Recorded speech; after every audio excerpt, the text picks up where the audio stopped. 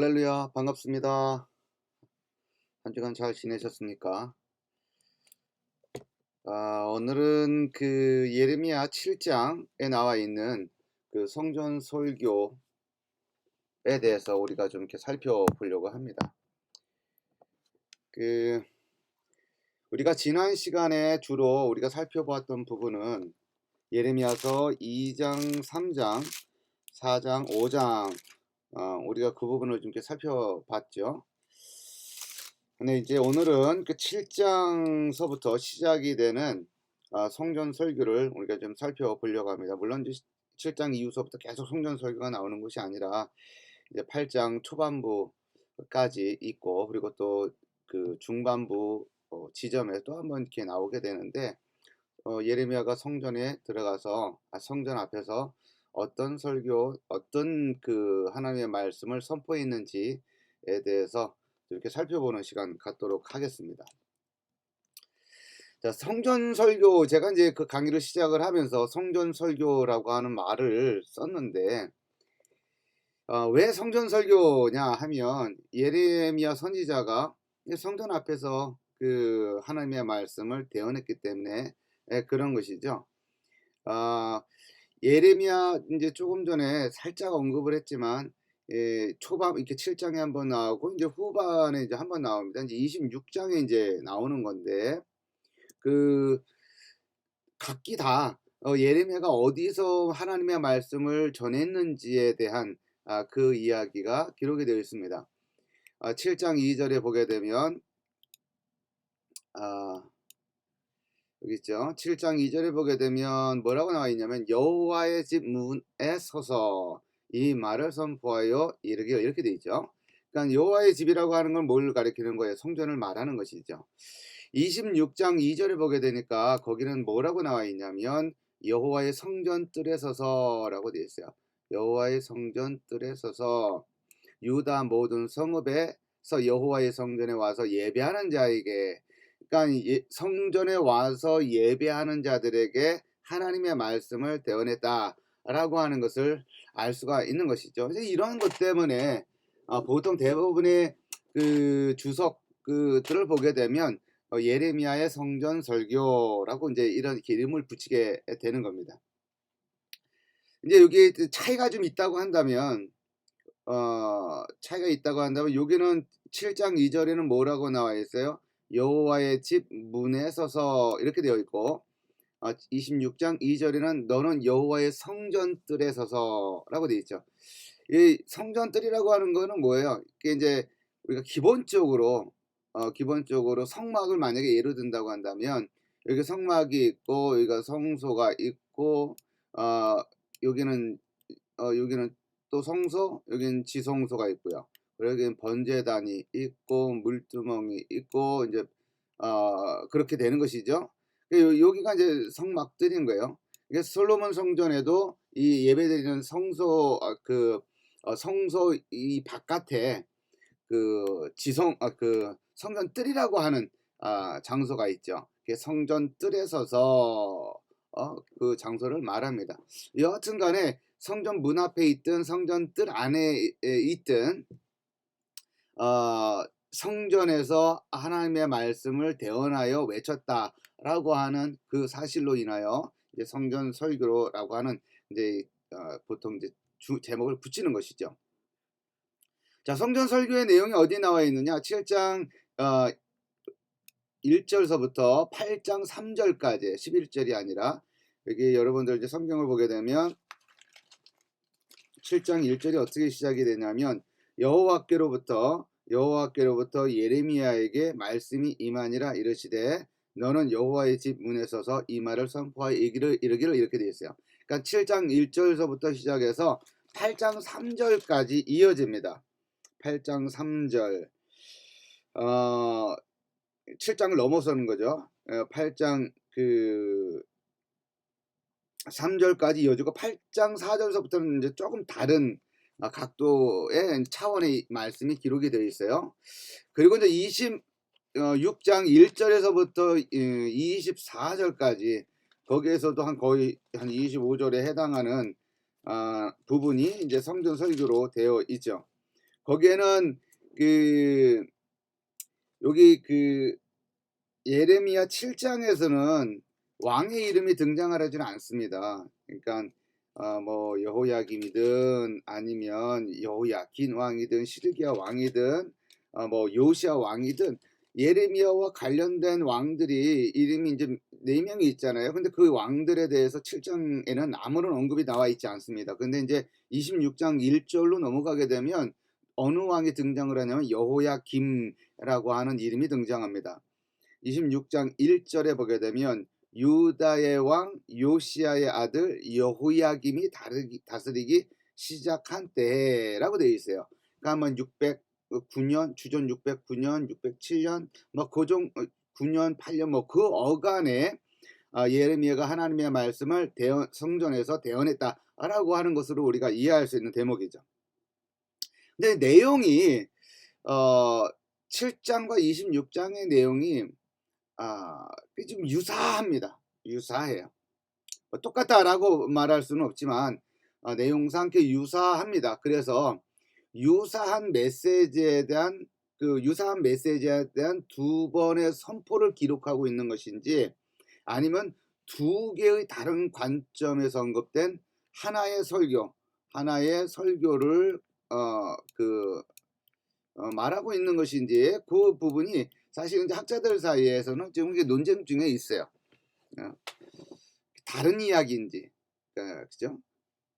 그 다른 이야기를 좀 유사하게 한 것인지 아니면 유사한 그런 하나의 메시지를 좀 이렇게 두 번 이렇게 나누어서 기록한 것인지 그것은 뭐 학자들 사이에서는 좀 설왕설래하고 있다라고 하는 겁니다.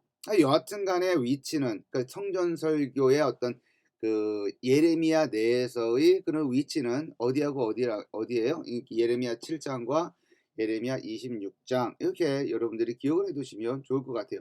왜냐하면 목사님들이 설교를 할 때 이렇게 주석에 이제 성전 설교라고 하는 말이 이제 나오니까 이렇게 그 목사님들도 이제 설교를 할 때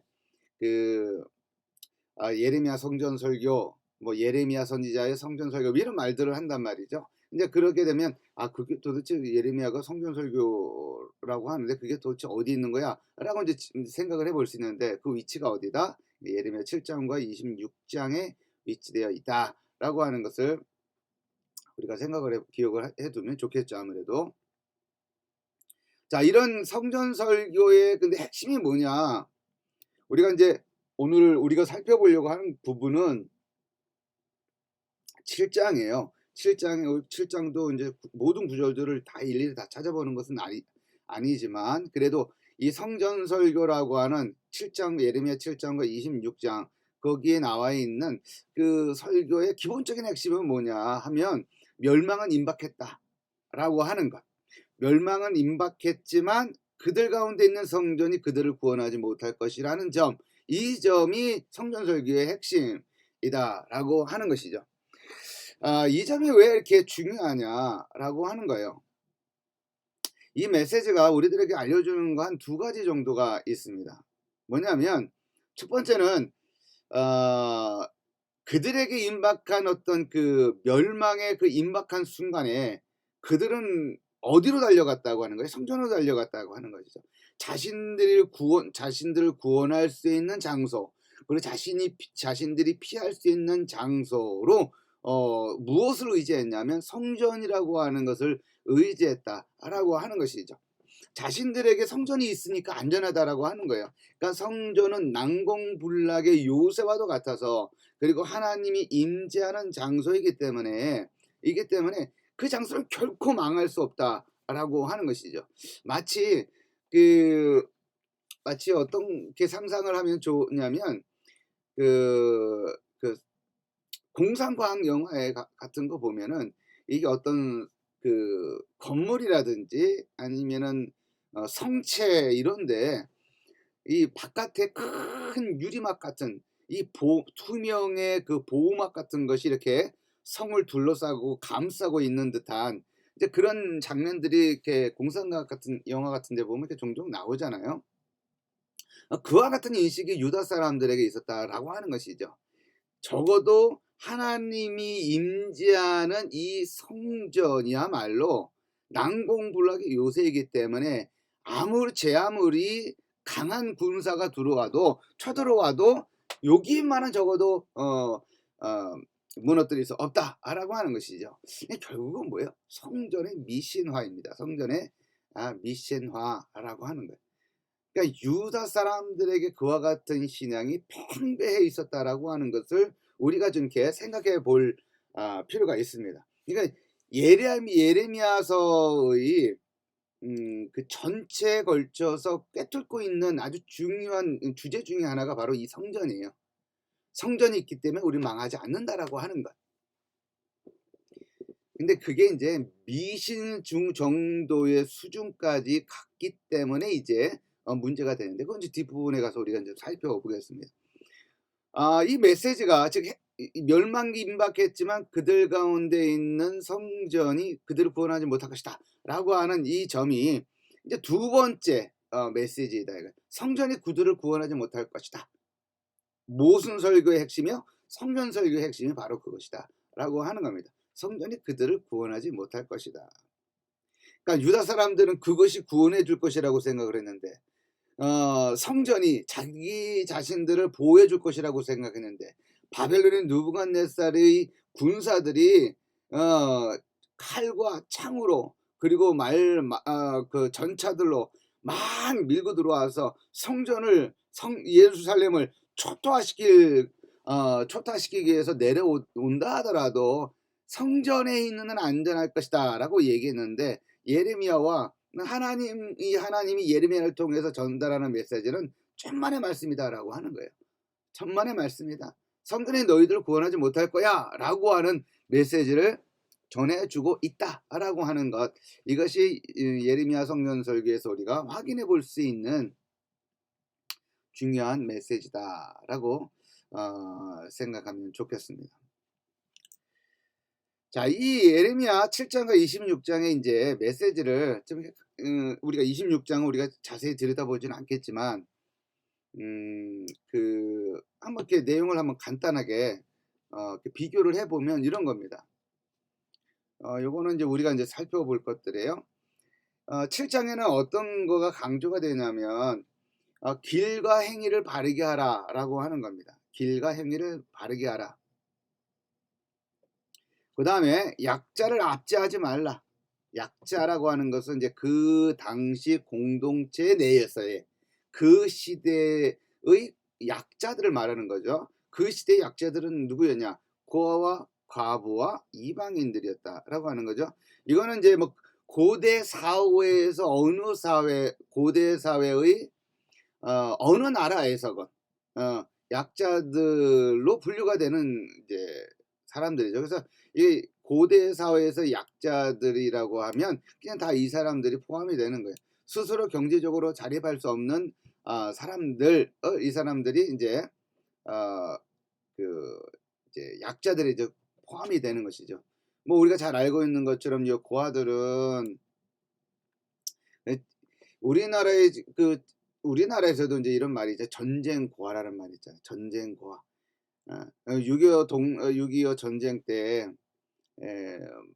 이 전쟁이 이렇게 치러지면서 그 중에는 부모님들이 죽거나 아니면은 뿔뿔이 흩어지면서 어렸을 때 이제 고아가 되는 경우가 많죠. 그냥 고아가 되게 되면 이거 뭐 어린 나이에 어떻게 삶을 살아가겠어요. 그러니까 정말 혹독한 혹독한 그 삶 속에서 자신들의 삶을 스스로 영위해 나가야 되는데 굉장히 힘든 거죠. 예. 이제 그런 어떤 상황에 있는 자들이 바로 이제 고아들이고, 과부는 뭐예요? 결혼했다가 남편이 사별해서 남편이 먼저 이렇게 돌아가시게 되면서 이제 뭐 사별한 거죠. 아니면 뭐 다른 이유로든지 아니면 혼자서 이렇게 남는데, 지금 시대야 그 여성들이 사회 진출을 많이 하고 그리고 경제적으로 자립하는 그런 경우가 이제 많이 있기 때문에 지금 시대와는 다른 어떤 그가 있겠지만, 고대 사회에서는 과부가 되는 여성들이 재화를 벌어들일 수 있는 그런 여건이 아니었기 때문에 과부가 되는 순간 어떻게 되는 거예요? 그러니까 그 사회에서의 경제적인 측면에서 그 사회에서 가장 밑바닥의 수준으로 떨어지게 되는 굉장히 그 비참한 어떤 상황에 처하게 되는 부류가 이제 과부들이죠. 이방인들은 뭐예요? 이방인들은 지 지금은 왜 그런 거 있잖아요.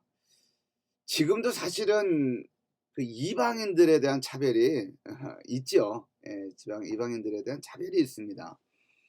저는 이제 외국에서 이제 거의 한 13년, 미국에서만 한 13년 이제 살았으니까. 근데 이제 지역마다 다르고 사는 공동체마다 이제 다른 어떤 그런 것도 있겠지만 어 차별이라고 할 수 있는 것들이 인제 존재하죠. 그런데 인제 신사적인 차별이냐 아니면 정말 그 막무가내의 차별이냐 인제 뭐 그런 차이가 또 가 인제 있을 수 있겠지만 아 하여튼 간에 우리나라는 지금 이제 21 세기 인제 한국은 어떤가 생각을 해 보면 한 10년 전보다는 역시 확실히 좀 달라졌다라고 하는 그런 거는 좀 있습니다. 이방인들 외국인들에 대한 어떤 시선이라든지 어떤 그 대우라든지 이런 것들을 생각을 해 보면 확실히 변한 부분이 많이 이렇게 바뀐 부분이 많이 있긴 있습니다. 그러나 여전히 우리 인제 한국 사람들이 이방인들에 대한 그리고 낯선 존재들에 대한 그런 것이 굉장히 그 강하죠. 그 거부감이라든지 이런 게 강합니다. 또 이렇게 본질적으로 모든 민족들이 낯섦에 대해서 굉장히 거부감이 있고 또 거부감이 있기 때문에 공포가 있고 인제 그런 것이 인제 있는 그런 부분이 좀 있는 것이죠. 그 예전에 그 제가 인제 그 미국에 있었을 때 이제 제 딸이 첫째 딸이 그 3살 때 만 3살 때 갔었으니까 지금은 이제 대학생 이제 뭐 지금 대학교 3 학년 이제 첫째 딸은 이제 대학교 3 학년이고 이제 둘째 딸은 고등학교 지금 이제 2 학년입니다만 둘째 딸이 그 한 4 살인가 5살 정도 되었을 때였던 걸로 기억을 합니다. 근데 이제 그때 당시 잠시 이제 외국인 교회를 방문할 기회가 있었었는데 미국인 교회죠. 근데 인제 좀 규모가 있는 그런 교회였어요. 그런데 이제 예배당과 그리고 인제 라비죠. 인제 그 라비 사이에서 사이로 연결하는 이제 길들이 여러 개가 있는데 그 예배를 마치고 인제 어떤 무슨 뭐 크리스마스인가 무슨 추수감사절인가 무슨 행사였어요. 그래서 인제 가족끼리 다 앉아 가지고 인제 예배를 드리는 그런 거였는데 예배를 드리고 인제 그 로비로 이어지는 그 좁은 이게 통로길에서 흑인을 만난 거예요. 흑인을 만나는데 여러분들이 아시는지 모르겠지만 우리 한국 사람들도 이렇게 피부가 한국 사람 같은 한국 사람임에도 불구하고 피부가 좀 진한 사람이 있고 피부가 좀 더 하얀 사람들이 있고 이제 그렇잖아요. 그 흑인들도 사실은 이 피부 톤이 검다라고 하는 것에서는 이제 공통점이 있지만 그 검은 정도가 좀 밝은 검은색이냐 아니면 정말 진한 검은색이냐 이 차이가 굉장히 많이 납니다, 그 안에서도. 그런데 그런데 인제 정말 진한 검은색의 흑인을 만난 거예요, 통로에서.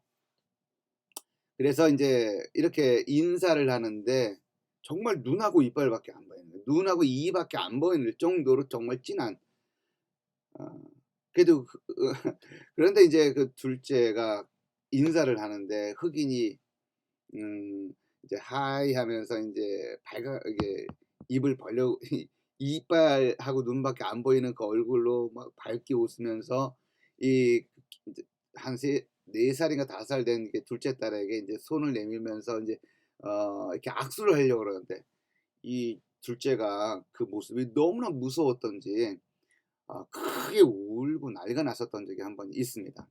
여하튼 간에 이 낯섦에 대한 이렇게 낯설음에 대한 그 공포가 좀 있는 것이죠. 그러니까 이방인들이라고 하는 이 존재들은 우리가 근데 다른 나라에 가면 우리 자신이 이방인이 되는 것이지만 또 외부의 사람들이 이제 우리들에게 오게 되면 이제 이방인이 되는 것이죠. 근데 이방인에 대한 어떤 그런 두려움도 있고 공포도 있는 것이 존재한 것도 있고, 그리고 또 그 우리의 삶의 환경에 들어온 그런 존재들이기 때문에 그들에 대한 알게 모르게 그들에 대한 압박과 억압이 존재하는 것이죠. 이 약자들에 대한 어떤 그 사람들을 압제하지 말라라고 하는 이제 메시지가 나옵니다. 이따가 다시 한번 또 한 번 할게요. 이웃들 사이에서 정의를 행하라라고 하는 어떤 그런 메시지도 담겨져 있고요. 그다음에 우상 숭배하지 마라라고 하는 것이 예레미야 7장에 어떤 기본적으로 담겨져 있는 그런 내용입니다. 반면에 이 예레미야 26장에는 회개 촉구가 나옵니다. 예레미야 7장에도 회개의 그런 내용이 나옵니다. 그러니까 이 26장에는 그러니까 예레미야 7장에도 그 회개 내용이 담겨져 있지만 26장에도 회개의 내용이 강하게 담겨져 있습니다. 악한 길에서 돌아오라. 돌아오면 심판과 재앙의 계획을 돌이킬 것이다. 라고 하는 것이죠. 우리가 예레미야 2장서부터 6장 우리가 살펴볼 때도 그런 내용이 있습니다. 그러니까 하나님께서 반드시 심판하실 것이다 라고 하는 그 예언의 말씀을 하시면서도 계속 돌아오라. 그러니까 회개의 길을 항상 열어놓는 거예요. 내가 너희들 심판할 거야. 그리고 그 심판은 바뀌지 않을 거야 라고 말하면서도 회개하기만 하면 심판과 재앙의 계획을 바꿀 것이다, 돌이킬 것이다 라고 하는 그런 메시지가 계속 나오는데 26장에도 그 이야기가 나옵니다. 그리고 두 번째 핵심 내용 중에 하나가 뭐냐면 율법 순종 촉구입니다. 율법 순종 촉구. 율법을 불순종하고 그 다음에 선지자들을 통해서 전했던 말에도 불순종하였으니 여호와의 실로가 처음에 안치가 되었었던 그 언약궤가 안치되었었던 그 실로가 무너진 것처럼 무너진 것처럼 유다도 마찬가지로 무너지고 말 것이다. 세상에 저주거리가 되고 조롱거리가 될 것이다 라고 하는 그 내용의 메시지가 담겨져 있습니다. 그래서 심판의 내용, 그 다음에 회개의 내용, 그리고 이제 그런 부분에 있어서 이제 공통점이 있다라고 우리가 볼 수가 있는 것이죠. 자, 그러면 본격적으로 예레미야서 7장의 예레미야의 성전설교 내용을 조금 이렇게 자세히 한번 살펴보도록 하겠습니다. 성전설교 장소예요. 1절서부터 2절까지의 내용이죠. 거기 한번 읽어보고 시작을 하도록 하겠습니다. 여호와께로부터 예레미야에게 말씀이 임하니라. 이르시되 너는 여호와의 집 문에 서서 이 말을 선포하여 이르기를 너는 여호와의 집 문에 서서 이 말을 선포하여 이르기를 여호와께 예배하러 이 문으로 들어가는 유다 사람들아 여호와의 말씀을 들으라 라고 되어 있습니다. 그러니까 하나님께서 예레미야에게 하실 말씀을 준 것이죠. 그리고 그 장소는 어디였어요? 이 성전 문 앞에서 하나님의 말씀을 대언하도록 했다라고 하는 겁니다. 그래서 성전으로 들어오는 사람들은 부득불 예레미야의 말을 듣지 않을 수 없었다라고 하는 것이죠. 이 성전은 그 문 앞은 그 많은 사람들이 드나드는 장소죠. 그죠? 특별히 이제 성전의 동문이었을 것이다라고 이제 학자들은 이야기를 합니다. 그냥 가정하는 거죠. 이제 이스라엘 백성들 가운데 이제 남자들은 1년에 이제 3번 정도는 기본적으로 무교절, 77절, 초막절 이 3번의 절기는 반드시 성전을 찾아서 이제 희생 제사를 드리게 되어 있습니다. 그죠? 그리고 이제 그 외에도 수시로 자기들이 원하면 들어가서 제물을 가지고 들어가서 이제 제사를 드렸던 장소가 바로 이제 성전이었던 것이죠. 그러니까 메시지 전달 효과 측면에서는 아주 가장 적절한 장소가 아니었겠냐라고 우리가 생각을 해 볼 수가 있습니다. 그러니까 왜냐하면 성전 문으로 들어가야 되는데 그 성전 문 앞에서 하나님의 말씀을 외쳤기 때문에 어느 누구도 예외 없이 성전으로 들어갈 때마다 누구의 말을 들어야 했던 거예요? 예레미야가 외치는 소리를 들어야 했다라고 하는 겁니다.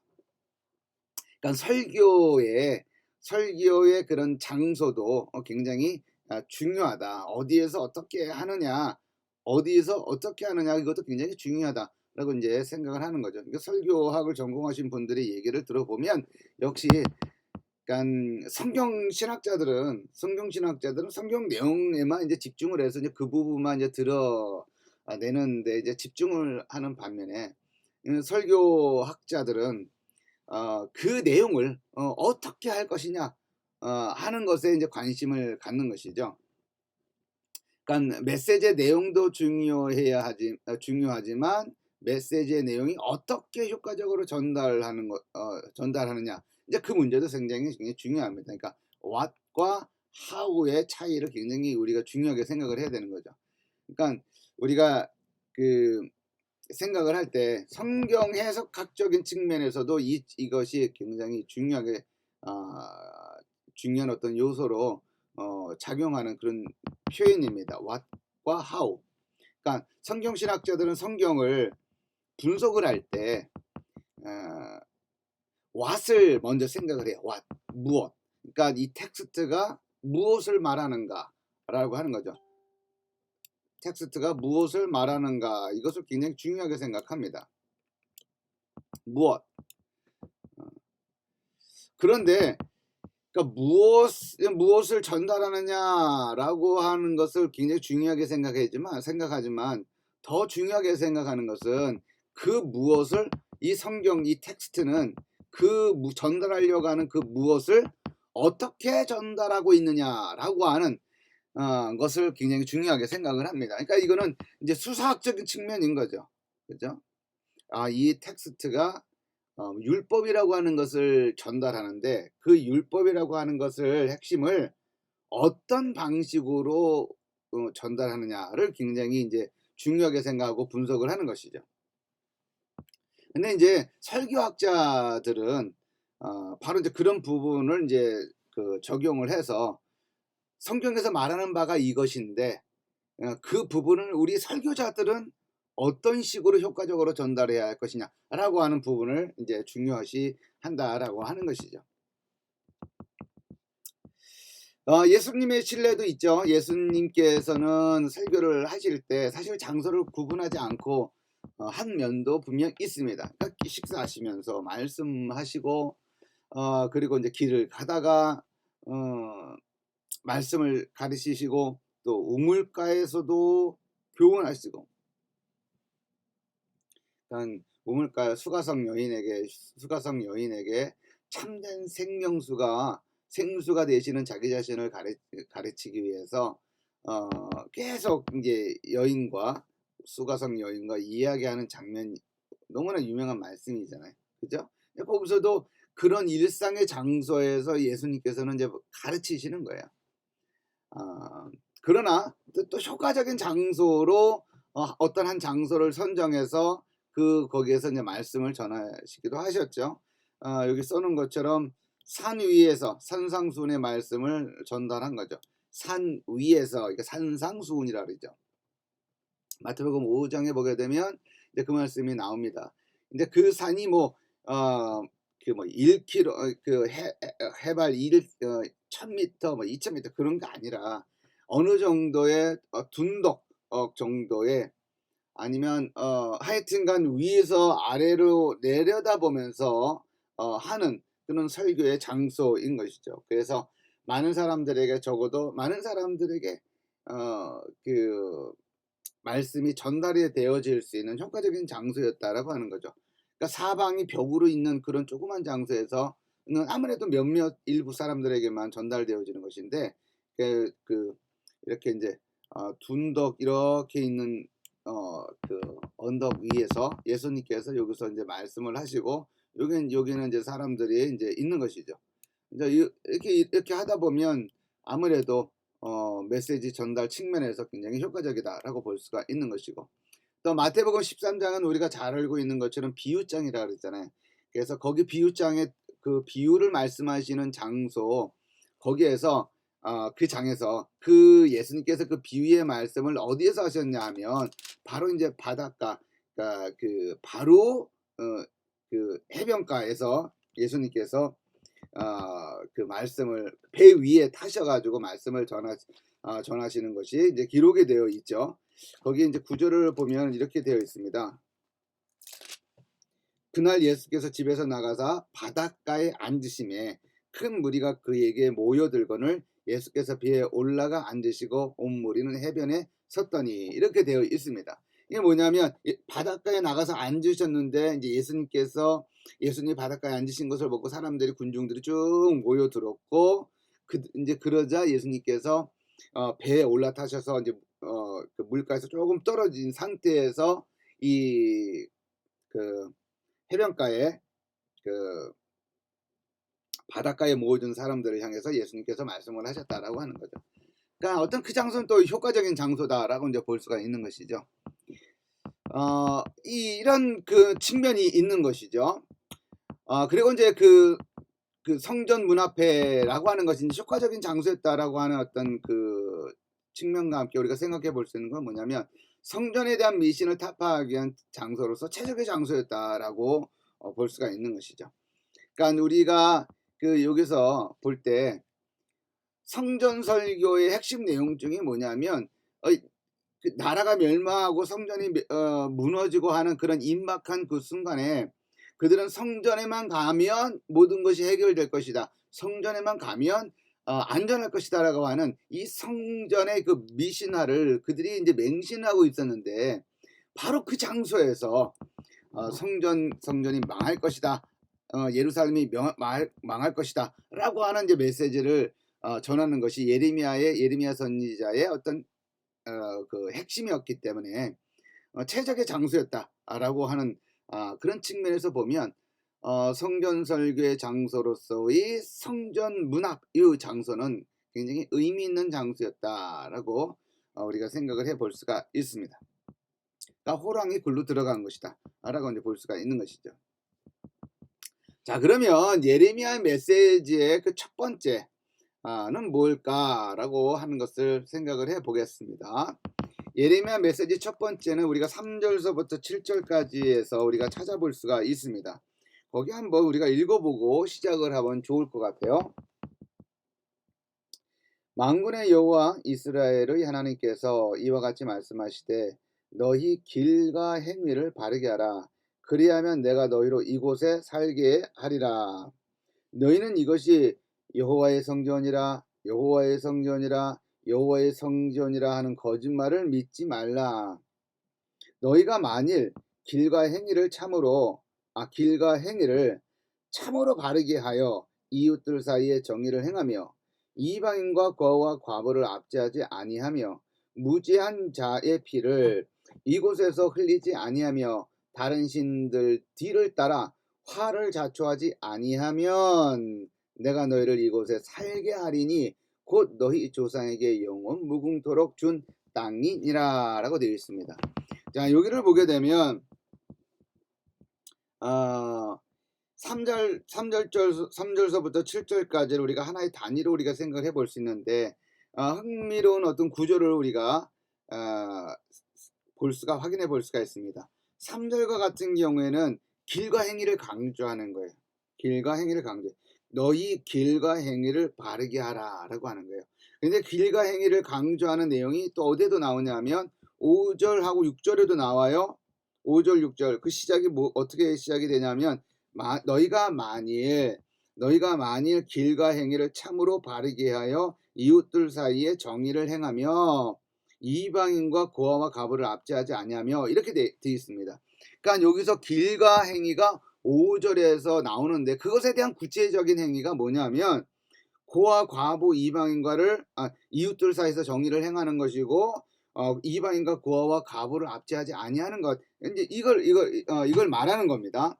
그러니까 여하튼간에 3절에서 길과 행위가 강조가 되고 있는데 그것이 5절 6절에서 다시 한번 강조가 되고 있는 거예요. 그리고 그 가운데에는 무엇이 내용이 나오냐면 성전에 들어와서 여기서 이것이 여호와의 성전이다, 여호와의 성전이다, 여호와의 성전이다라고 하는 어떤 그 주문을 외우는 그 내용이 담겨져 있습니다. 그래서 이런 구조를 보통 이제 키네스틱 스트럭처, 교차 대구 구조다라고 말을 합니다. 교차 대구 구조는 핵심상 어디가 핵심이냐면 요 부분이 핵심이에요. 요 부분이 핵심. 요 부분도 물론 중요한 말씀이지만 요 가운데 있는 부분에 독자들의 관심을 주목시킨다. 그 구조가 바로 이 교차 대구 구조입니다. 이제 키네스틱 스트럭처죠. 핵심이 가운데 있습니다. 그런데 그렇다고 해서 이제 3절 A하고 A'에 있는 내용이 무의미한 내용이냐? 그것은 아니죠. 여기 한번 볼까요? 길과 행위를 강조하는 내용입니다. 길과 행위. 이 길과 행위라고 하는 이 표현 자체가 사실은 일상에서의 어떤 그런 삶을 강조하는 표현이죠. 길, 그리고 그 위에서의 행위를 말하는 겁니다. 근데 이거는 뭐 특별한 어떤 종교적인 측면만을 강조하는 것이 아니라 일상의 삶에서의 거룩한, 일상의 삶에서의 경건한 삶을 이야기하는 내용을 말합니다. 그 내용이, 그 구체적인 내용이 뭐예요? 5절 그 하반, 5절 중반서부터 나오는 거예요. 이웃들 사이에서 정의를 행하는 것, 그 다음에 이방인과 고아와 과부를 압제하지 아니하는 것, 무죄한 자의 피를 흘리지 아니하는 것, 그리고 다른 신들을 쫓아가지 아니하는 것, 우상 숭배하지 아니하는 것, 그것이 길과 행위의 삶이다라고 말하고 있는 겁니다.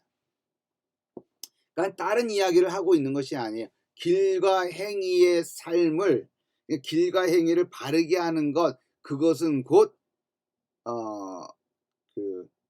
정의를 행하는 것, 이방인과 고아를 돌보는 것, 그 다음에 무죄한 죄를 피를 흘리지 아니하는 것, 우상 숭배하지 아니하는 것, 이것을 말하는 것이다라고 하는 거예요.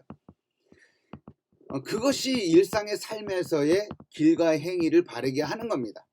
근데 가만히 보게 되면 우리가 지난 시간에도 강조를 했었나요? 레위기 19장에 있는 말씀. 레위기 19장에 있는 말씀은 뭐예요? 레위기는 전반부에서는 어떤 내용이 나오나요? 레위기 전반부에서는 1장서부터 7장까지는 제사와 관련된 내용이 나오잖아요. 5가지 제사 종류.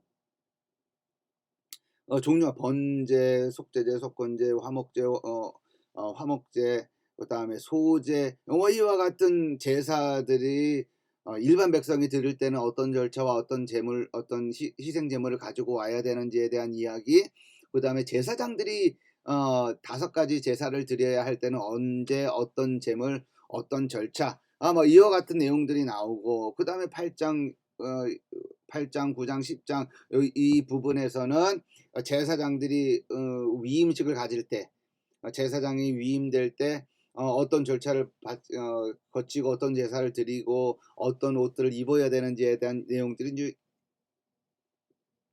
나오지요. 그리고 이제 쭉 나가다가 이제 레위기 19장에 들어가게 되면 어떤 내용이 나오냐면 이스라엘 백성들에게 아주 중요한 이야기를 합니다. 내가 거룩하니까 너희도 거룩하라 라고 하는 내용이 담고 있는 것이죠. 나도 거룩하니 너희도 거룩하라 라고 하는 거예요. 근데 거룩이라고 하는 말 자체가 굉장히 힘들잖아요. 정의하는 것이.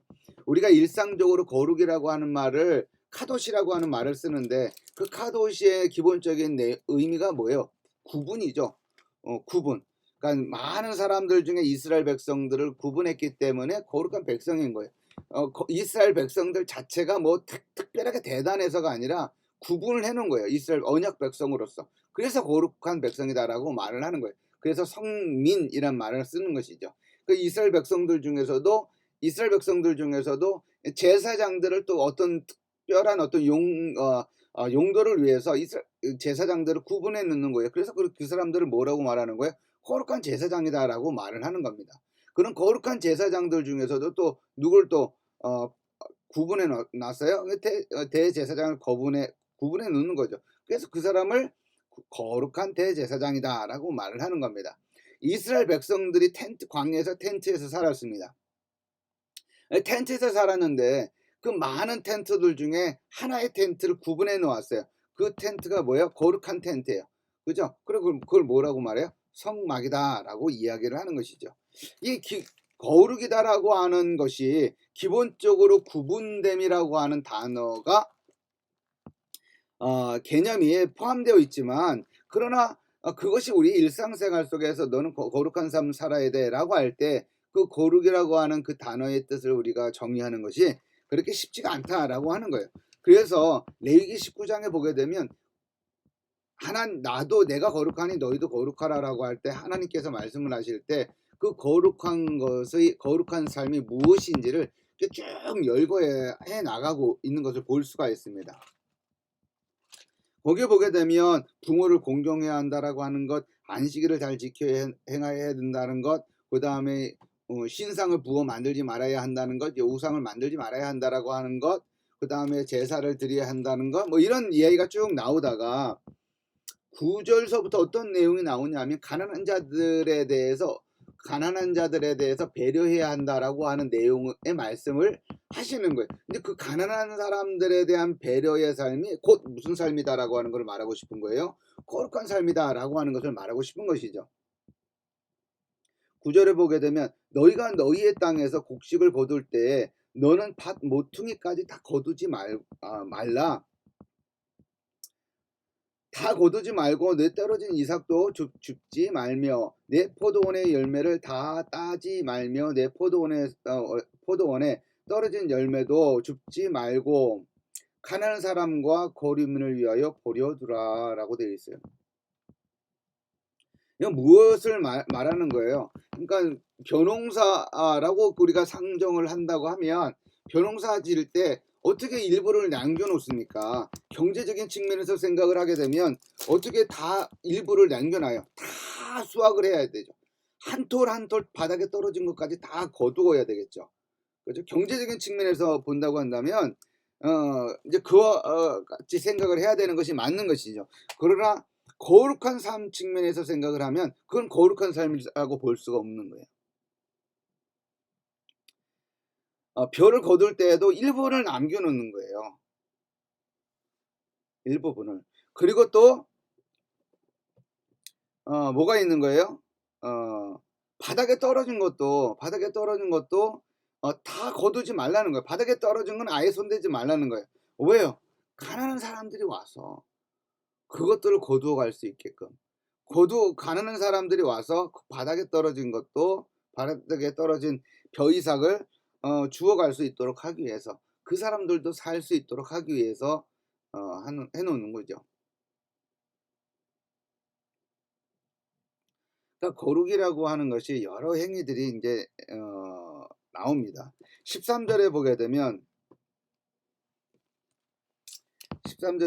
어떻게 나오냐면 너는 내 이웃을 억압하지 말며 착취하지 말며 품꾼의 싹을 아침까지 밤새도록 내게 두지 말며 너는 귀먹은 자를 저주하지 말며 맹인 앞에 장애물을 놓지 말고 내 하나님을 경외하라. 나는 여호와니라 라고 되어 있어요.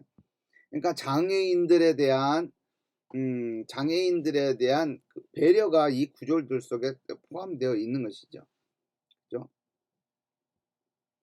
그리고 내 이웃에 대한 착취를 행하지 말 것을 이야기를 하고 있습니다. 거룩의 삶이 뭐예요? 거룩의 삶이라고 하는 것이 무엇입니까?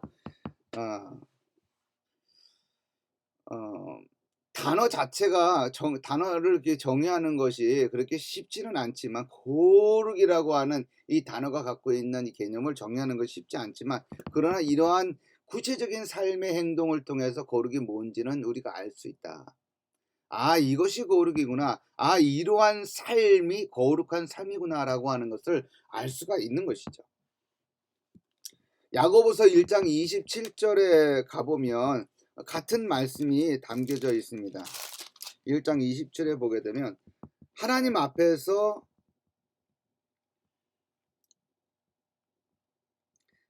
아버지 앞에서 정결하고 더러움이 없는 경건은 그러니까 깨끗한 경건은 뭐냐? 고아와 과부를 그 환난 중에 돌보고 또 자기를 지켜 새 속에 물들지 아니하는 그것이니라라고 되어 있습니다. 아, 경건이라고 하는 것은 이것이구나. 경건이라고 하는 것은 고아와 과부를, 그죠? 환난 중에서 돌보는 것, 그것이 경건이구나라고 하는 것을 알 수가 있습니다.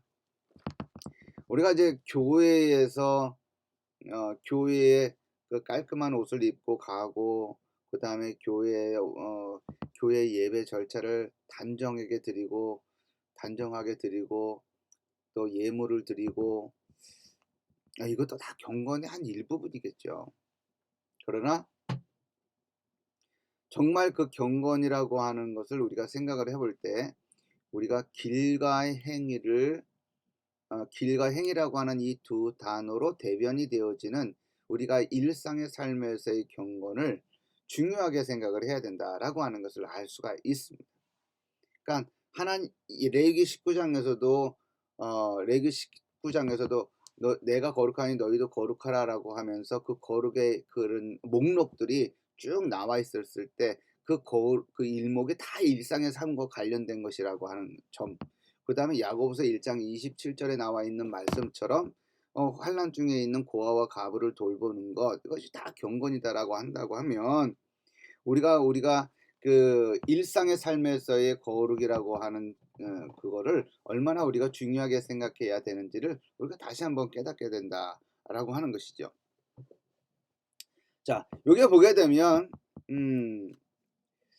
유다가 길과 행에는 관심이 없고 성전에 온 것으로 안전하다고 생각하는 모습이 부각이 됩니다.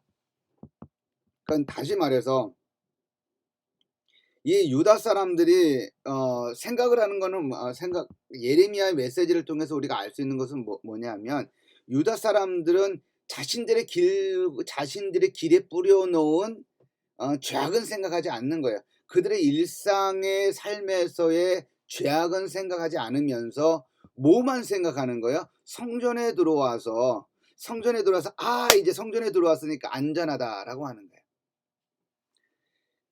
그 말씀을 우리가 구조를 한번 보세요. 이것이 여호와의 성전이다 라고 말을 하면서 3번이나 반복하는 것을 볼 수가 있습니다. 이것이 여호와의 성전이라 라고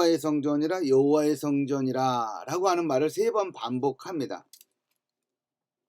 3번 반복하는 것은 강조용법이죠. 강조용법. 그러니까 이사야가 그 하나님의 이제 부름을 받으면서 성전에서 환상 가운데 천사들이 노래하는, 창화하면서 노래하는 장면이 기록이 되어 있죠. 이사야 6장에 보게 되면 거룩하다 라고 하는 그 표현이 있습니다. 서로 불러 이르되 거룩하다 만군의 여호와여, 그의 영광이 온 땅에 충만하도다 라고 되어 있습니다. 그러니까 거룩하다라고 하는 표현이 3번 등장하는 거죠. 그것은 이제 하나님의 거룩하심을 강조하는 그 용법이다라고 하는 거예요. 근데 이 사람들이 여호와의 성전에 들어와서 뭐라고 외치는 거예요? 이것이 여호와의 성전이다, 이것이 여호와의 성전이다, 이것이 여호와의 성전이다 라고 하는 거예요. 이제 뭘 말하는 거예요? 이제 거기에 들어왔으니 이제 안전하다라고 하는 부분을 강조하는 것이죠.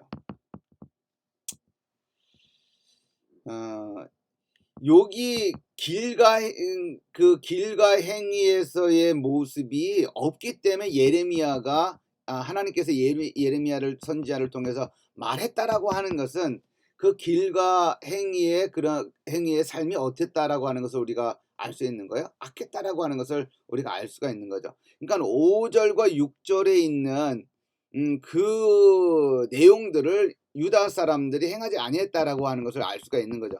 그러한 삶을 살지 아니하고 있기 때문에 지금 그 부분을 얘기를 하는 것이죠. 그러니까 그와 같은 악한 그 바깥에서의 삶이 있다 하더라도 이 유다 사람들은 성전에만 들어오면 그 모든 죄악을 덮을 수 있다라고 생각하는 그 어떤 미신적인 그 생각을 가지고 있었고, 이와 같은 주문을 외우는 거예요. 그죠? 이것이 여호와의 성전이다. 여호와의 성전이다. 여호와의 성전이다. 여기에 들어왔으니 이제 안전하다라고 하면서 마치 성전에 들어온 것이 그들의 부적처럼 간주되어지는 그런 모습을 우리가 들여다볼 수 있다라고 하는 것이죠. 그러니까 예전에 지금 기독교인들에게는 이제 그런 사람들이 이제 많지 않겠지만 뭐 그런 사람들도 여전히 있는 걸로 저는 알고 있습니다. 그러니까 이 기독교 교회 다니면서도 여전히 점보러 다니는 사람들이 있고요. 여전히 교회 다니면서도 부적을 사서 그 집 안에 한 구석에다가 숨겨 놓는 사람들도 있습니다. 그러니까 그것이 아 무슨 죄를 짓고 있는지를 이제 그 사람들이 잘 모르는 거예요.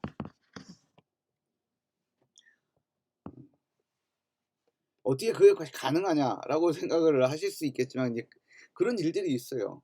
예.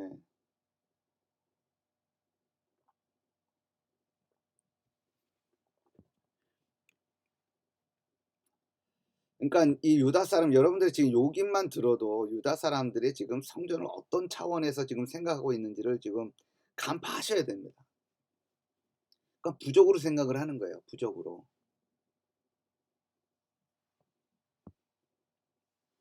자, 이제 이와 같은 이제 메시지에 대해서 결과는 뭐냐라고 하는 거죠. 결과는 만일 그 예레미야 선지자가 얘기한 것처럼 선포한 것처럼 너네가 길과 행위를 돌아보면 좀 고아와 과부를 잘 돌보고 이웃들 사이에 정의를 행하고 우상 숭배하지 아니하고 무지한 죄를 피해를 흘리지 아니하면 어떻게 한다는 거예요?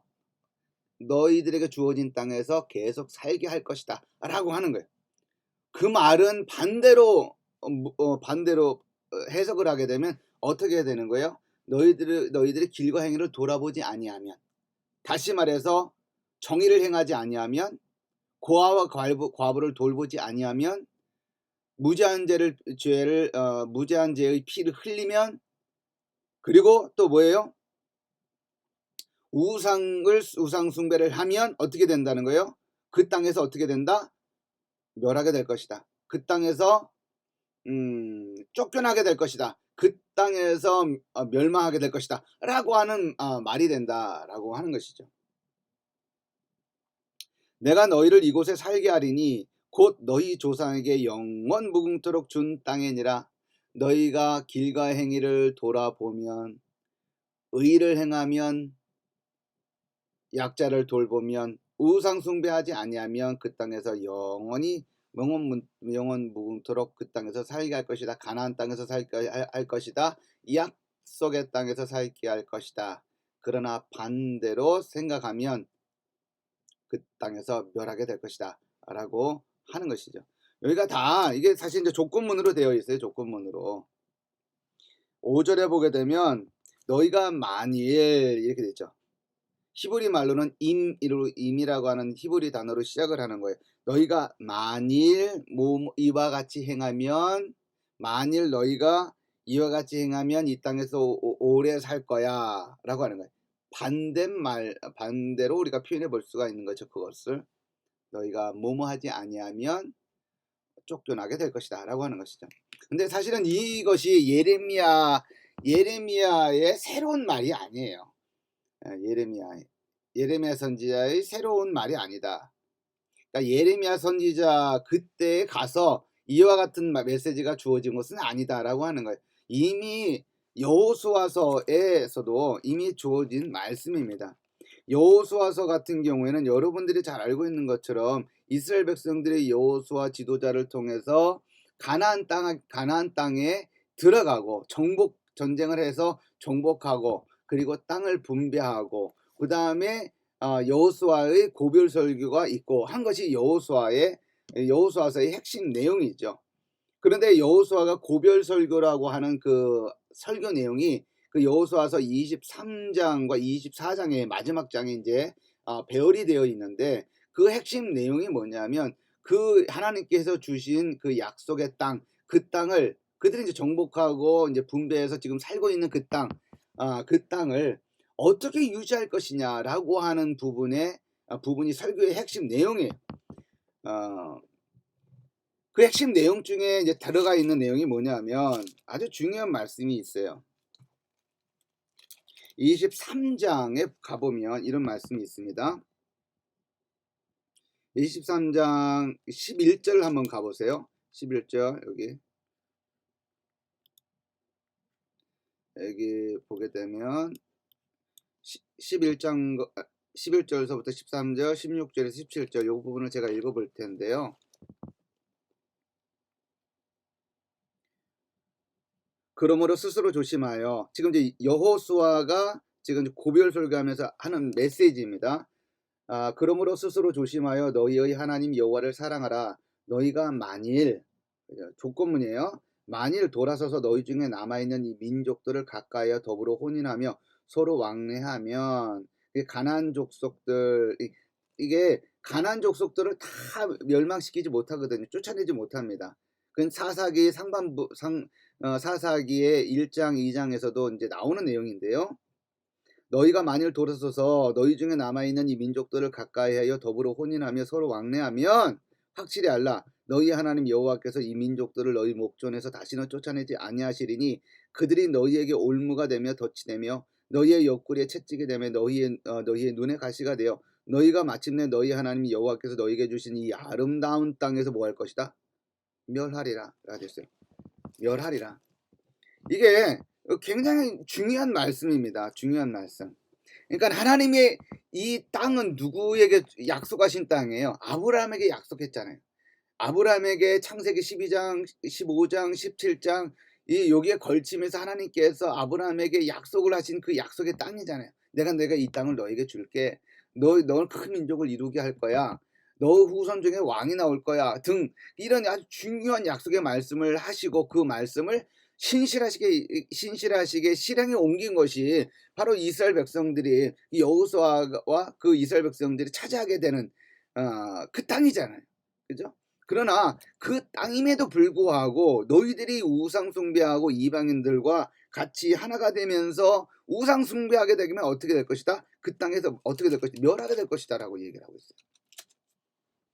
16절 17절 한번 보세요. 만일 너희가 너희 하나님 여호와께서 너희에게 명령하신 언약을 범하고, 즉 율법의 말씀을 범하고 가서 다른 신들을 섬겨 그들에게 절하면 여호와의 진노가 너희에게 미치리니 너희에게 주신 이 아름다운 땅에서 너희가 속히 멸망하리라 하니라 라고 되어 있어요.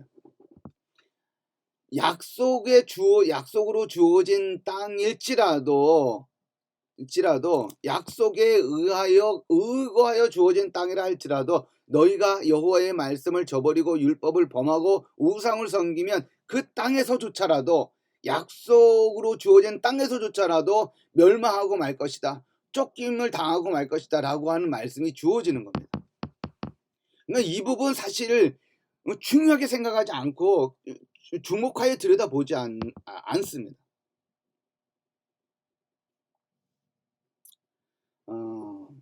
이것은 우리가 이제 조금 이따가 살펴볼 성전과도 마찬가지예요.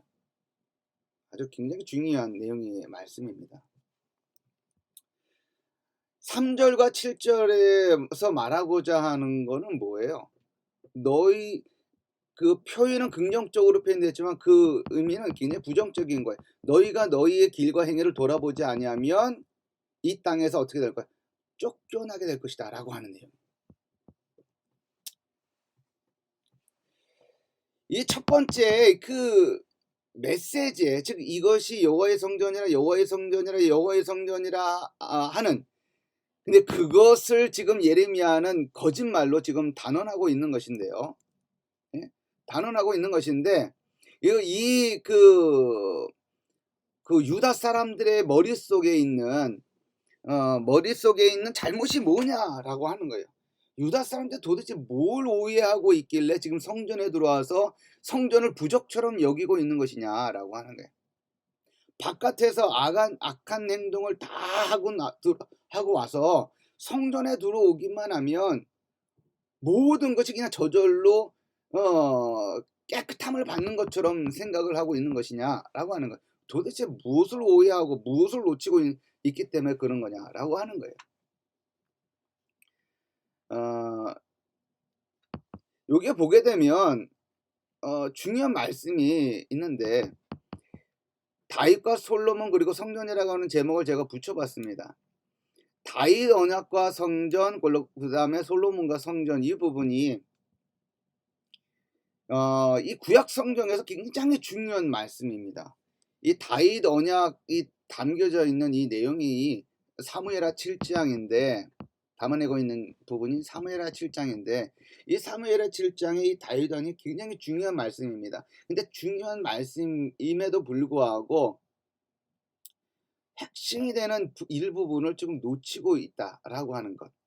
그리고 솔로몬이 성전을 이제 완공을 하는데요. 이게 7년에 걸쳐서 이제 완공을 하게 되는데, 그 완공을 한 다음에 솔로몬이 들어가서 기도하는 장면이 나옵니다. 근데 그 기도하는 장면에서 중요한 부분들을 놓치고 있는 것을 우리가 볼 수가 있습니다. 그 놓치고 있는 것이 무엇이냐라고 하는 것, 그 놓치고 있는 부분하고 유다 사람들이 성전에 들어와서 이것이 성전이다, 이것이 성전이다, 이것이 이제 비로소 성전이다라고 말하면서 부적처럼 여기고 있는 그 부분이 있다라고 하는 겁니다. 이 다윗 언약이라고 하는 것은 사무엘하 7장에 여기 이제 있는 기록이 되어 있는데, 사실은 이제 원래는 다윗 언약이라고 하는 것이 처음에 다윗이 하나님과 우리 다윗 하나님 우리 언약 한번 맺을까요? 라고 해서 시작을 한 게 아니죠. 그렇게 한 것이 아닙니다. 원래 처음에는 이제 그 사무엘의 7장에 들어가게 되면 다윗이 이제 뭐 전쟁도 이제 거의 치르고 이제 어느 정도 안정권에 들어서면서 어떤 생각을 하냐면, 자기는 이제 좀 화려한 이제 궁전에 이제 사는데 하나님은 성막에 여전히 있거든요. 그래서 하나님을 위해서 하나님의 집을 지어야겠다라고 생각을 해서 성전을 지을 계획을 떠올리게 되고 생각을 하게 되고, 그것을 나단 선지자에게 얘기를 합니다. 우리가 성전을 지어야 하는 게 낫지 않을까라고 얘기를 하고 그것을 하나님께 가서 이제 하나님께 이제 전하게 되는데, 이제 기도하게 되는데, 하나님께서는 너가 나를 위해서 집을 지어 주려고 해? 내가 너희들에게 언제 나를 위해서 집을 지으라고 한 적이 있느냐? 오히려 되묻는 장면이 기록이 되어 있습니다. 내가 너희들에게 나를 위해서 집을 지으라고 한 적이 언제 있니? 출애굽한 때로부터 지금까지 나를 위해서 집을 지으라고 한 적이 있어? 이제 그 얘기를 하시면서 오히려 되려 하나님께서 다윗에게 이제 언약의 말씀을 줍니다. 내가 너를 위해서 집을 지을 거야 라고 얘기를 하십니다. 이제 거기서 집이라고 하는 것은 왕조를 이야기를 하는 거예요. 내가 너를 위해서 집을 지어줄 거야 라고 하는 그 집은 이제 왕조를 이야기하는데, 그 왕조와 관련된 약속의 내용은 뭐냐면, 너의 후손으로 나오는 그 왕들의 보위가 영원할 것이다 라고 하는 거예요. 영원할 것이다. 그러니까 다윗 왕조가 영원할 것이다 라고 하는 약속의 내용이 다윗 언약의 핵심인 거죠. 그러니까 다윗의 씨를 통해 그의 왕위가 영원할 것임, 그 왕조가 영원할 것이다 라고 하는 거예요. 그리고 솔로몬이 이제 드렸던 그 기도의 내용에는, 여러분 이제 그 왕상 열왕기상 그 8장을 한번 가보세요. 8장으로 가보게 되면 솔로몬이 어떤 기도를 하고 있는지,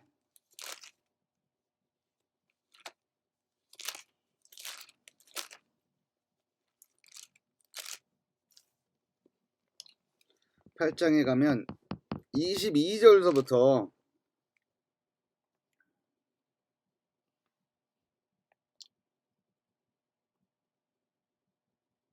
쭉 나오는데, 그 기도 내용이 쭉 나오는데요.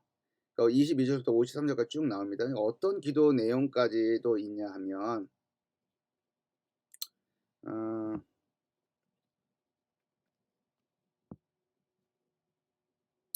한번 31절 몇 군데만 이렇게 한번 읽어볼게요. 31절에 보면 만일 어떤 사람이 그 이웃에게 범죄함으로 맹세시킴을 받고 그가 와서 이 성전에 있는 주의 제단 앞에서 맹세하거든 주는 하늘에서 들으시고 행하시되 주의 종들을 심판하사 악한 자의 죄를 정하여 그 행위대로 그 머리에 돌리시고 그 의로운 자를 의롭다 하사 그의 의로운 바대로 갚으시옵소서.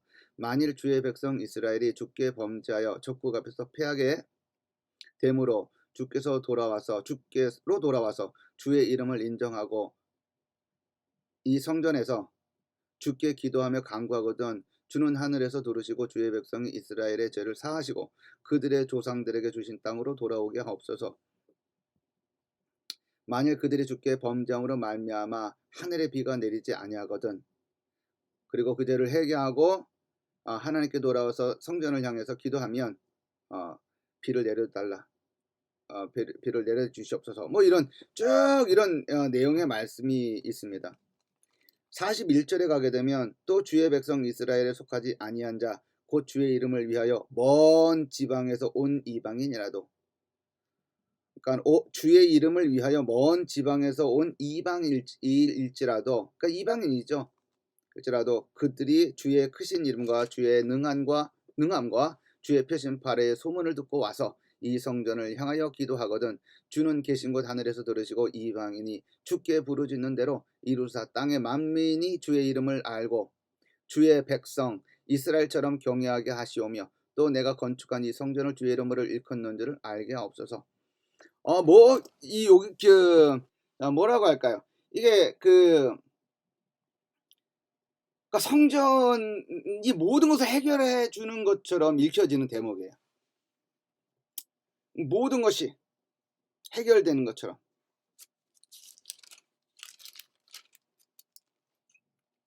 37절에는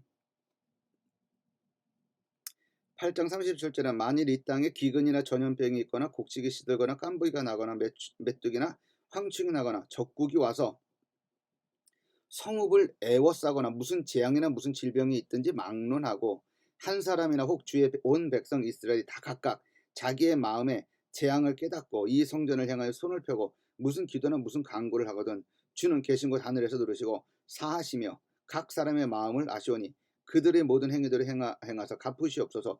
주만 홀로 사람의 마음을 다 아심이니이다 라고 되어 있어요. 그러니까 하여튼 모든 것이 해결되어지는 일종의 그 만병통치 약처럼 되어 있어요. 그렇게 읽혀집니다. 자, 그런데 이제 이러한 모습이 이러한 내용들이 이런 내용들 중에서 우리가 읽지 않은 부분이 있어요. 굉장히 중요한 부분이에요. 사무엘하 7장 4절. 사무엘하 7장 4절 다윗 언약의 일부분에 있는 내용이 14절에 보게 되면 나는 그에게 아버지가 되고 그는 내게 아들이 되리니 그게 다윗 언약의 내용이죠. 근데 그가 만일 죄를 범하면 내가 사람의 매와 인생의 채찍으로 징계하려니와 라고 되어 있어요. 그러니까 이런 다윗 그의 왕위가 영원할 것이다 라고 하는 어떤 약속의 말씀이 있지만 그럼에도 불구하고 하나님은 뭐라고 말씀하시냐면 만일 죄를 범하면 이게 조건인 거예요. 만일 죄를 범하면 하나님께서 사람의 매와 인생의 채찍으로 징계할 것이다. 징계할 것이다 라고 하는 것이 내용이 들어있어요. 왕위가 영원할 것이지만 여기가 심은 내가 징계할 거야. 인생 채찍으로 그 다음에 사람의 매로 이게 굉장히 은유적인 어떤 표현 방식으로 되어 있지만 이거 누가 봐도 알 수 있는 내용이잖아요. 하나님의 심판이 임하게 될 것이다 라고 하는 내용이 담겨져 있습니다. 열왕기상 에 있는 솔로몬의 기도를 또 한번 가볼까요? 6장 12절 하고 13절 볼까요? 열왕기상 6장 12절하고 13절.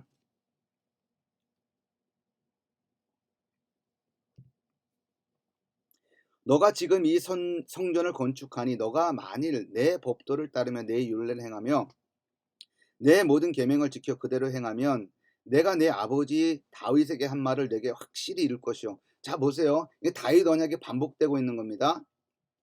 다윗 언약에 하나님께서 다윗에게 뭐라고 약속을 하셨어요? 너 보위가 너의 후손들의 왕위의 그 보위가 즉 왕조가 영원할 것이다라고 하는 것이 다윗 언약의 핵심입니다. 그죠? 그런데 여기 지금 열왕기상 6장 12절에 보게 되면 뭐라고 되어 있어요? 너가 지금 성전을 건축하니 성전을 건축하니 그런데 너가 만일 내 법도를 따르며 내 율례를 행하며 내 계명을 지켜 그대로 행하면 그 율법을 지키면 이제 그것이 조건인 거예요. 그러면 내가 내 아버지 다윗에게 한 말을 내게 확실히 이룰 것이다. 그러면 율법을 지키지 아니하면 하나님의 말씀을 계명을 지키지 아니하면 어떻게 된다는 거예요? 다윗의 여기 사무엘하 7장 14절에 있는 것처럼 심판을 받게 될 것이다 라고 하는 것이죠.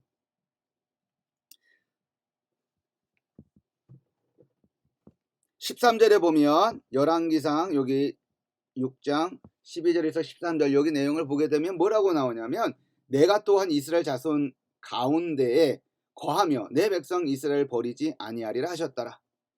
율법을 지켜 행하면 다윗에게 너의 아버지 다윗에게 내가 약속한 것처럼 너의 보위가 영원할 것이야. 그거 계속 지킬 거야. 그리고 내가 내 백성 버리지 아니할 거야 라고 되어 있습니다.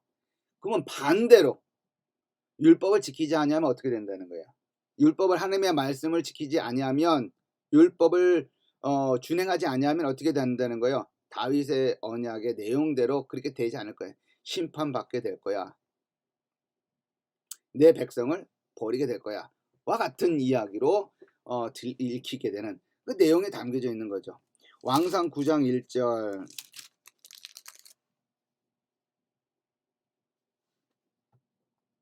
이 왕상 9장 1절 9절 이게 다 읽으면 좋겠습니다만 이제 그 성전은 이제 딱 끝나고 나서 하나님께서 이제 솔로몬에게 나타나셨어요. 근데 그 나타나셔서 하시는 말씀 중에 일부분을 제가 한번 읽어볼게요. 4절을 한번 읽어보겠습니다. 너가 만일 내 아버지 다윗이 행함 같이 마음을 온전히 하고 바르게 하여 내 앞에서 행하며 내가 네게 명령한 대로 온갖 일을 순종하여 내 법도와 율례를 지키면 조건절이에요.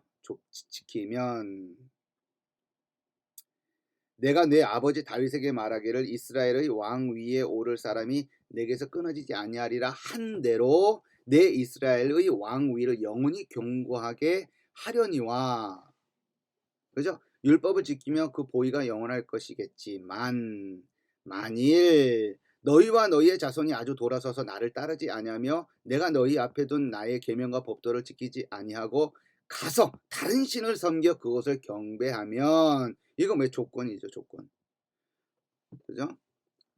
경배하며 우상 숭배하면 내가 이스라엘을 내가 그들에게 준 땅에서 어떻게 돼? 내가 너희들에게 준 땅에서 어떻게 할 거다? 끊어 버릴 것이요. 내 이름을 위하여 내가 거룩하게 구별한 이 성전이라도 이거 굉장히 무서운 말씀이시죠.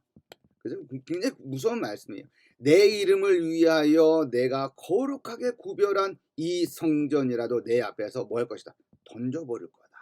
이스라엘은 모든 민족 가운데서 속담거리와 이야기거리가 될 것이다.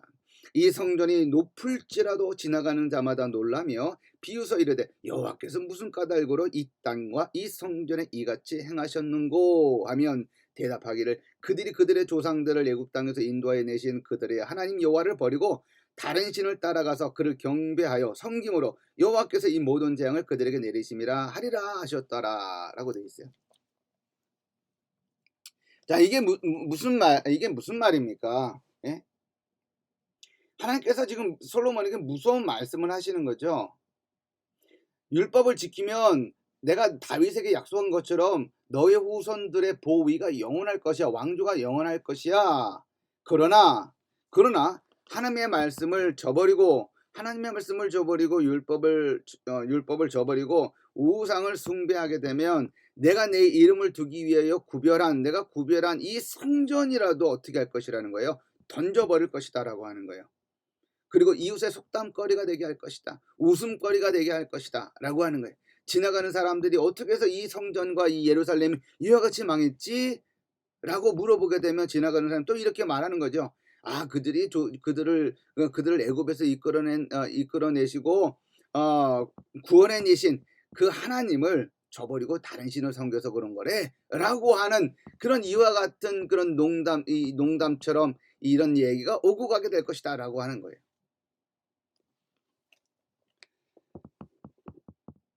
유다 백성들의 문제는 뭐예요? 이 부분 놓친 거예요. 이 부분 놓친 겁니다. 다윗 언약에 그리고 성전과 관련된 그리고 왕조와 관련된 하나님께서 약속해 주신 것, 좋은 것만 기억을 한 거고 그 조건에 들어가 있는 것, 그건 다 잊어버리는 거예요. 그건 놓친 거죠. 솔로몬에게 하나님께서 나타나셔서 하신 말씀, 이 성전이라고 하는 것이 정말 대단한 장소인 것만은 틀림없지만 하나님께서 하나님의 율법을 저버리고 하나님을 등지고 우상 숭배하면 하나님께서 자기 이름을 거룩하게 둔 바로 그 성전조차라도 무너뜨릴 것이다라고 하는 것이 하나님의 말씀인 거예요. 근데 이 부분을 놓친 거죠. 그리고 그들은 어떻게 생각을 하는 거예요? 바깥에서 룰루랄라 제약을 다 행하고 나서 성전에만 들어오면 뭐예요? 됐다, 이제 안전하다라고 생각을 하는 거예요. 하나님이 임재하는 장소인데, 하나님께서 함께 하시는 장소인데, 난공불락의 요소인데, 이와 같이 생각을 하면서 부적처럼 생각하게 되었다라고 하는 거예요. 이것이 3장 예레미야 7장 3절과 7절에 있는 그 말씀의 배경이 된다라고 하는 거예요. 오해한 거죠. 유다인들이, 이스라엘 백성들이 오해한 겁니다. 오해도 크게 오해한 거예요. 성전이 계속 영원할 것이라고 생각한 거예요. 자기 자신들은 가나안 땅, 하나님께서 주신 가나안 땅에 어떤 일이 있어도 그 땅에서 오래 살 것이다라고 생각을 하는 거예요. 왜? 하나님이 하신 대로 주신 땅이기 때문에, 하나님이 다윗에게 약속한 것이기 때문에 그와 같이 생각을 했다라고 하는 것이죠. 그러나 그것은 크나큰 오해다.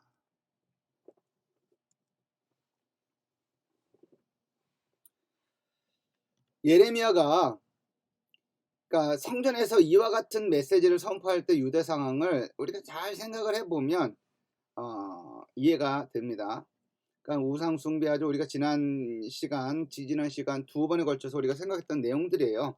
우상 숭배했죠. 하나님에 대해서 모르는 거예요.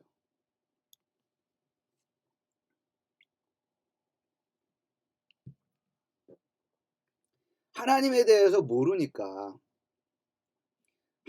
모르니까 문제가 생기는 거예요. 성경을 통해서, 하나님의 율법을 통해서 하나님이 누구신지를 알아가야 되고 그래야 되는데, 하나님에 대해서 제대로 알지 못하니까 문제가 생기는 거예요. 그러니까 우리도 마찬가지입니다. 하나님을 알아가려고 부단히 노력을 해야 되는 거죠. 근데 우리가 하나님을 아는 방식이 두 가지가 있다 그러네요. 계시가, 일반 계시가 있고 특별 계시가 있잖아요. 일반 계시를 통해서는 하나님의 속성, 하나님의 능력 이런 것들을 많이 알 수 있죠. 그러나 예수 그리스도와 관련된 복음의 사역과 관련된 내용은 우리가 알 수가 없습니다. 그래서 특별 계시가 굉장히 중요한 거죠. 일반 계시도 중요합니다. 근데 이런 계시를 통해서 우리가 하나님을 알아가는 거죠. 그러니까 알아가기 위해서 계속 성경을 읽고 성경을 배우고 하는 겁니다. 근데 만약에 성경을 읽고 성경을 읽지 않고 또 일반 계시에 대해서 묵상하지 않으면서 하나님을 생각한다, 신을 생각한다, 그러면 문제가 생겨요. 자기가 자기의만의 신을 만들어냅니다. 가공의 신을 만들어내요. 그리고 그 신을 참된 신으로 생각을 하고 오해하여서 그 신을 숭배하는 그런 어처구니 없는 일이 생기게 된다. 우리 사람들은 우리 인간의 인식이라고 하는 것이요. 정말 허약합니다. 그러니까 인간이라고 하는 것이 정말 강철처럼 강한 모습을 갖고 있으면서도 유리처럼 연약한 모습이 우리 인간들이죠. 강아지들이 이렇게 훈련시킬 때 간식을 이용해 가지고 훈련시킵니다.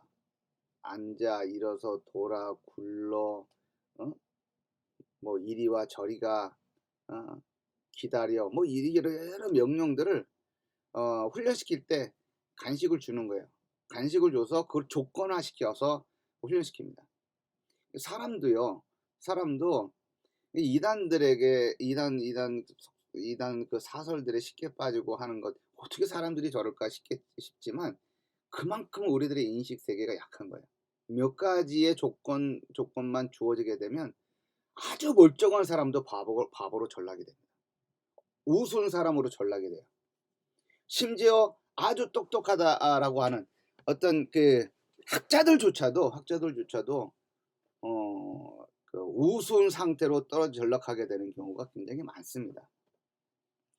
하나님을 알아간다라고 할 때 우리가 정말 중요한 건 성경을 통해서 알아가야지, 자꾸 성경을 읽지 않은 상태에서 묵상하면서 하나님은 이러신 분이지라고 생각을 하면 자기 안에서 그 허위의 하나님이 만들어집니다. 허위의 신이 만들어지면서 그 신을 참된 신으로 착각하게 된다라고 하는 거예요. 그건 굉장히 주의해야 되는 거예요. 그러니까 예레미야가 성전을 선포할 때 유다 상황은 우상숭배, 무지하고 정의와 진리를 행하는 자가 없고, 그 다음에 폭력과 억압이 난무했다라고 하는 거죠. 이제 이런 그 상태에서 예레미야가 이제 하는 메시지 핵심이 뭔가요? 길과 행위를 바르게 하라. 그것에 대한 구체적인 이제 내용들이 이런 거죠. 자, 우리 이제 8절서부터 11절까지의 내용을 좀 이렇게 살펴보겠습니다. 우리가 좀 조금 속도를 좀 내야 될 것 같습니다. 유다 백성의 생각, 9절서부터 11절까지는 유다 백성의 이제 생각을 들여다볼 수 있는 내용이고요. 그 다음에 그런 생각에 대해서 11절은 하나님이 어떻게 그들의 생각을 어떻게 생각하고 판단하는지가 나와 있습니다. 9절서부터 8절서부터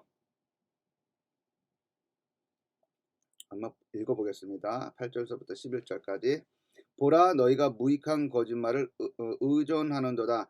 너희가 도둑질을 하며 살인하며 간음하며 거짓 맹세하며 바알에게 분향하며 너희가 알지 못하는 다른 신들을 따르면서 내 이름으로 일컬음을 받는 이 집에 들어와서 내 앞에 서서 말하기를 우리가 구원을 얻었나이다 하느냐. 이는 모든 가증한 일을 행하려 함이로다.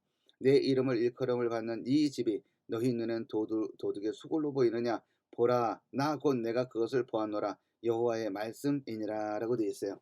여기서 보게 되면 지금 이제 7장 1절서부터 7절까지에 보게 되면 어떤 내용이 나와요? 이스라엘 백성들의 어떤 그런 잘못된 그 성전과 관련해서 잘못된 그 고백을 들을 수가 있죠. 이것이 성전이라, 이것이 여호와의 성전이라, 이것이 여호와의 성전이라 라고 하는 어떤 그 거짓말. 7장 4절에 보면 여호와의 성전이라 하는 거짓말을 믿지 말라라고 되어 있어요. 그러니까 성전에 들어와서 이것이 성전이니 안전하다라고 하는 그것은 뭐라고 하는 거예요? 거짓말이라고 하는 것이죠. 그죠? 8절에 보면 그것을 뭐라고 돼? 무익한 거짓말이다. 무익한 거짓말. 모든 악은 행하면서도 성전에 들어오면 안전하게 됐다. 괜찮아졌다. 이제 우리는 구원을 받았다 라고 생각하는 것은 뭐하다? 무익한 거짓말이다 라고 말하는 거예요. 너희가 도둑질하며 살인하며 간음하며 거짓 맹세하며 바알에게 분향하며 너희가 알지 못하는 다른 신들을 따르면서 내 이름으로 일컬음을 받는 이 집에 들어와서 내 앞에 서서 말하기를, 뭐라고 말하는 거예요? 우리가 구원을 얻었나이다 하느냐. 이게 어떻게 이럴 수 있냐라고 생각을 하지만 이게 가능한 거예요. 바깥에서 온갖 악은 다 저지르면서도 성전에 들어와서는 '아 우리가 구원을 얻었구나.'라고 말한다는 거예요. 어떻게 이게 가능하냐. 북이스라엘도 그랬어요. 북이스라엘도 이사야 선지서의 말씀을 보게 되면 이사야 선지자도 똑같은 말을 행하는 거예요. 바깥에서는 온갖 악을 다 행하는 거예요. 그 손에 피가 가득한 거예요.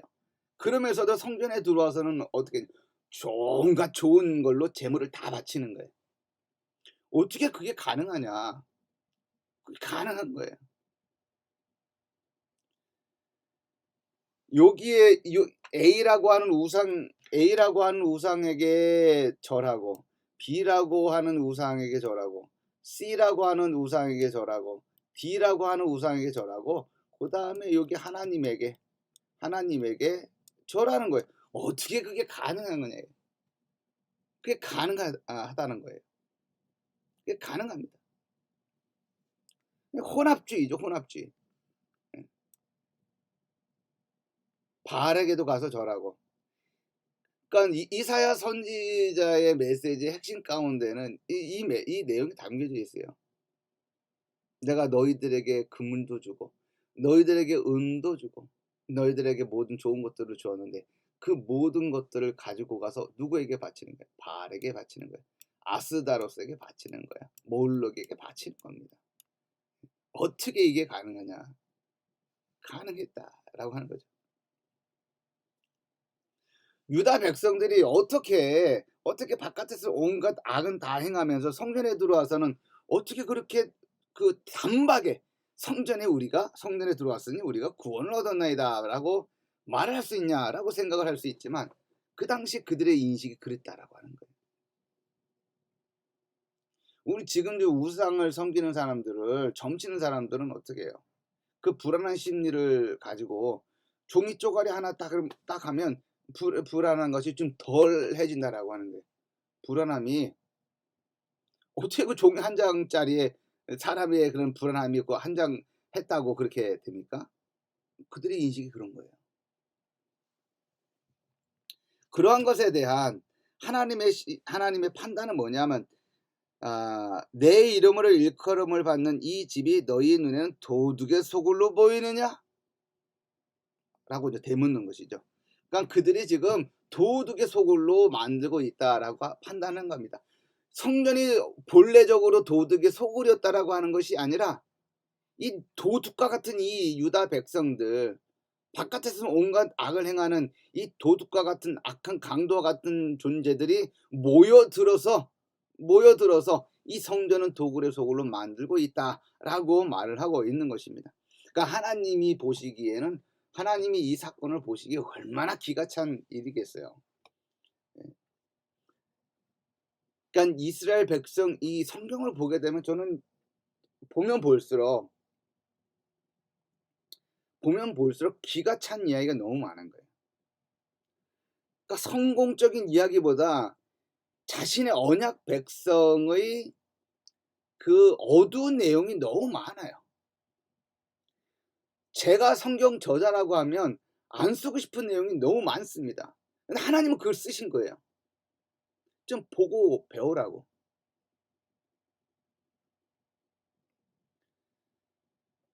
그럼 바깥에서 우상들이 우상을 다 섬기고 갖은 악은 다 행하면서 성전을 하나님이 자신의 이름을 거룩하게 하기 위해서 구별해 놓은 하나님의 성전의 집에 들어와서 아주 그 성전을 더럽히는 겁니다. 도굴의 소굴로 만들고 있어요. 하나님이 얼마나 하늘에서 기가 차하실까 라고 하는 것을 생각을 해보면 참 기가 막힌 노릇입니다. 자, 우리가 1장 그 7장 3절서부터 7장 1절서부터 11절까지의 말씀까지만 우리가 좀 이렇게 짧게 이렇게 좀 살펴보았습니다. 예레미야의 성전 설교 참 기가 막힌 내용입니다.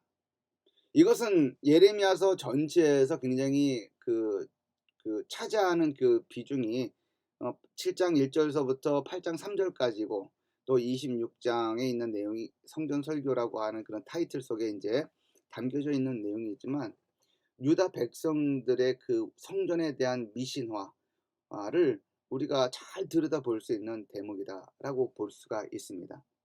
성전에만 들어오면 다 되는 것처럼 생각을 하는 것, 성전의 미신화죠. 우리는 성전을 우리가 어떻게 생각합니까? 오늘날 성전, 지금은 이제 성전이라는 말을 쓰는 것은 성경적이지는 않습니다. 우리는 교회죠. 교회당이죠. 교회당. 성전은 이제 그 이스라엘 땅에 있는 것이 이제 예전에 있는 것이 이제 성전인 거고, 지금 이제 신약 시대의 성도들은 그리스도의 몸된 교회, 보이지 않는 교회, 영적인 비가시적인 교회인 것이고, 이 건물이죠. 우리가 가서 드리는 그 예배를 드리는 이 장소는 예배 처소 또는 보이는 교회, 교회의 예배로서의 기능을 하는 장소인 거죠. 성전이라는 말을 쓰는 것은 이제 성경적이지는 않습니다. 근데 여하튼 간에 그런 교회 건물을 위해서 우리는 어떻게 생각을 하고 있는지 생각해 볼 필요가 있습니다. 엄청 빚을 내서 교회 건물을 올리고 넓히고 화려하게 꾸미고 제가 구체적으로 말씀드리기는 어렵지만 그 한 나라의 우리나라의 예산에 꽤 상당 부분을 차지할 정도로 퍼센티지를 차지할 정도로 이 한국 교회가 빚을 내서 건물을 짓고 있습니다. 하나님께 바친다는 명목으로. 이거는 하나님께 바치는 것이 아니라 하나님께 죄를 짓는 겁니다. 죄를 짓는 거예요. 예레미야서에서 우리가 돌아보고 이사야 선지자의 이야기도 돌아보고 하게 되면 하나님은 어디에 관심이 있냐면 한 99% 하나님이 관심이 있는 것은 일상의 삶이에요. 일상의 삶에서 하나님의 백성들이 얼마나 거룩하게 살아가느냐에 관심이 있으십니다. 교회에 와서 예배 드리는 것은 일주일에 열심히 다니는 사람들은 한 3시간 정도 내외가 될까요? 그 외에는 다 일상의 삶에서 얼마나 거룩한 삶을 살아가느냐, 그것이 하나님의 관심사예요. 길과 행위를 돌아보는 삶, 그것이 성전 설교에서 우리가 들여다볼 수 있는 중요한 교훈 중에 하나가 되지 않을까라고 생각을 합니다. 자, 오늘도 좀 긴 시간 여러분들 강의를 듣느라 이렇게 고생을 많이 하셨습니다. 우리가 영상으로, 이 동영상으로 이렇게 이렇게 강의를 지금 듣고 있는데, 이게 이제 뭐 1번, 2번 정도가 아마 더 지금 연장이 되어 있는 걸로 알고 있는데, 어떻게 될지도 모르겠습니다. 근데 만약에 이제 대면 강의로 바뀌게 되면 이제 여러분들과 이제 강의실에서 이제 만나게 될 텐데, 그게 좀 아무래도 좀 더 낫죠. 이렇게 영상으로 강의를 하는 것도 뭐 저도 이제 힘들고, 이제 여러분들도 이게 영상으로 듣는 것이 굉장히 집중도가 아무래도 좀 떨어지지 않습니까? 근데 이제 그런 것이 이제 좀 빨리 좀 해결이 돼서 대면 강의로 좀 바뀌었으면 좋겠다라고 생각을 해 봅니다. 하여튼간 오늘 강의 듣느라 고생을 했고요. 다음 주에 또 뵐 수 있도록 하겠습니다. 수고했습니다.